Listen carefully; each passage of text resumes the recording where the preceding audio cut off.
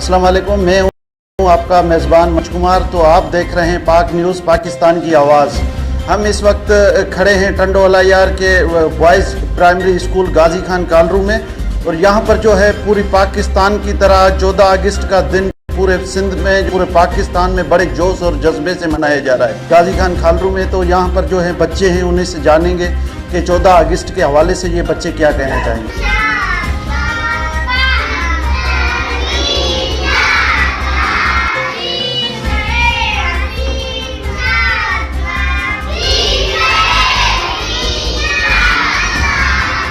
जोशान प्यारा पाकिस्तान आला तुझो शान, तुझो झंडो प्यारो प्यारो चमके जय में चंदई तारो, तुझो खास निशान प्यारा पाकिस्तान।